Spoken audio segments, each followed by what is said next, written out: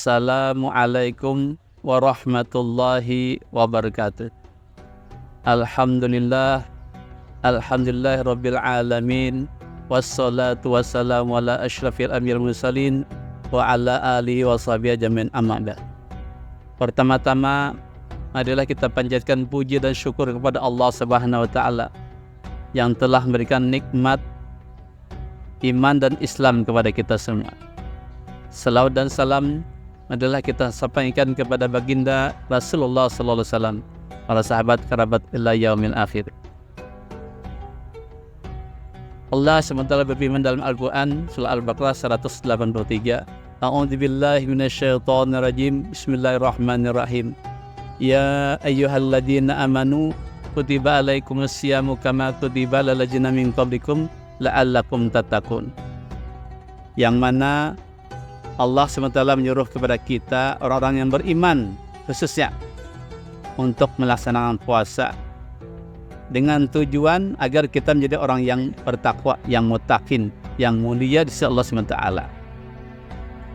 Untuk mencapai di sana, perlu kita siapkan secara mental, fisik, jasmani dan rohani agar kita siap memenuhi bulan suci Ramadan, agar tercapai tujuan kita untuk menjadi orang yang bertakwa. Nah, diri kita harus kita bersihkan, pakaian kita, makanan kita, rezeki kita yang kita peroleh, usahakan yang halal dan thayyib, yang Allah ridai. Setelah semuanya sudah halal secara fisik, baru tentang anggota tubuh kita yang 7 yang perlu kita tobatkan agar siap secara lahir batin untuk menghadapi bulan Ramadan. Kita taubatkan, istighfar pada Allah Ta'ala, kita minta ampun. Yang mana selama 11 bulan ini kita mungkin anggota tubuh kita yang 7 itu banyak yang maksiat.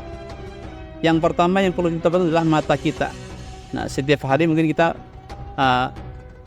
memperoleh dosa akibat mata kita yang melihat berbagai macam maksiat, berbagai macam dosa yang kita lihat.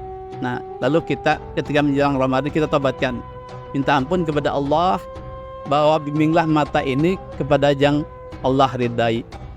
Nah, jadi kita taubatkan mata kita dengan istighfar minimal 100 kali. Nah, setelah mata kita taubatkan, baru mengalih kepada anggota yang kedua, yaitu telinga kita. Telinga kita taubatkan agar kita mendengari kepada hal-hal yang Allah ridai, mendengar baca Al-Quran, majelis ilmu, tausiah, yang semuanya adalah yang mendapat ridhonya Allah SWT. Yang ketiga adalah anggota hidung kita. Nah, ditobatkan kepada hal-hal yang maksiat, nah, kepada hal-hal yang Allah ridai. Yang keempat adalah anggota mulut kita. Nah, mulut ini merupakan sumber maksiat juga kalau kita kadang menjaganya. Dari makanan kita, mungkin cara kita membeli sesuatu, usahakan berakad terlebih dahulu baru kita makan. Nah, ini sering terjadi kadang-kadang di masyarakat kita, bahwa makan dulu baru bayar. Nah, abdolnya yang bagus adalah makan dulu baru kita bayar dulu baru kita makan, supaya akad bijak minta ridho minta halal. Dan melalui mulut juga kita kadang-kadang banyak dosa, memandang orang, menggibah orang, memfitnah orang. Nah, kita ganti dengan hal-hal yang berfaedah, dengan kalimat-kalimat thayyibah. Jadi mulut kita yang semuanya pada bagus kita usahakan. Menjelang Ramadan, usahakan mulut kita senang membaca kalimat thayyibah, baca Al-Quran, baca salawat, baca tasbih, istighfar, dan lain sebagainya. Yang semuanya intinya dalam rangka mendekatkan diri kepada Allah SWT.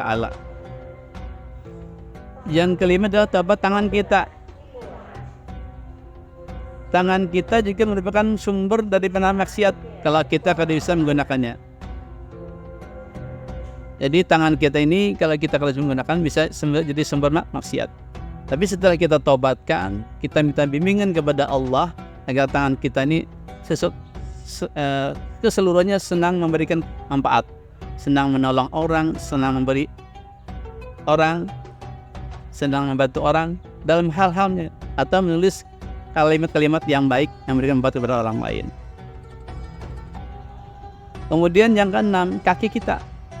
Kita gunakan kepada mengejar atau menuju ke tempat-tempat yang Allah ridai, yaitu ke masjid, majelis ilmu, ke musala atau langgar dan sebagainya, dalam rangka beribadah kepada Allah SWT.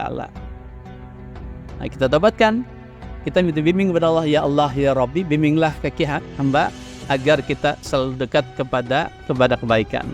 Jangan sampai akibat kaki kita menyebabkan kita masuk ke neraka karena kaki kita melangkah kepada menuju ke tempat maksiat. Yang ketujuh adalah nafsu kita, nafsu syahwat perlu kita taubatkan. Jangan sampai kita mengumbar nafsu kita, tidak gunakan nafsu kita kepada tempat-tempat yang Allah murkai, tapi gunakanlah nafsu kita untuk bersemangat untuk beribadah kepada Allah. Nah, di malam hari kita bangun sudah jam 3 malam dalam rangka munajat kepada Allah SWT, beribadah kepada Allah, berdoa, minta ampun agar kita mencapai derajat yang terakhir, muttaqin, menjadi orang-orang yang bertakwa, yang Allah ridai, yang Allah kabulkan nanti dalam surga bersama dengan orang-orang soleh dan para nabi. Nah, derajat yang paling tinggi adalah di antara Allah orang yang paling takwa kepada Allah SWT. Bukan orang yang sugih, bukan orang yang pandai, tapi Allah orang yang takwa. Takwa itu dilandasi dengan ilmu dan amal. Maka kejarlah ilmu, di antaranya yang wajib, ilmu fikih, kemudian ilmu tauhid dan ilmu tasawuf. Nah, jadi supaya kita sempurna ketiganya, kejar sejak kalian masih muda maupun setelah tua, tetap saja menuntut ilmu sampai akhir hayat agar kita sempurna dalam ibadah. Ibadahnya bagus karena fikih lah, keyakinannya, keikhlasannya melalui tasawuf lah. Nah, dengan tasawuf kita akan memperbaiki ibadah kita hanya menuntut ridha Allah SWT, ikhlas. Jadi dengan cara riyadah, latihan, mujahadah, perjuangan. Orang-orang yang soleh itu tidak ada bersantai-santai mau waktu, tapi selalu mujahadah, bersungguh-sungguh, bangun malam, baca Al-Quran, sholat tahajud, sholat taubat, tasbih, hajat, duha, dan sebagainya, dalam rangka untuk mencapai derajat yang mulia, yaitu takwa kepada Allah SWT.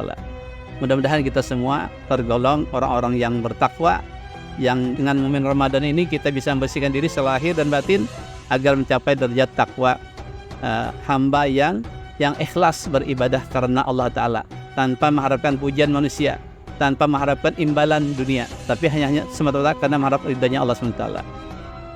Demikian, atas segala kekurangan dan kesalahannya mohon maaf. Assalamualaikum warahmatullahi wabarakatuh.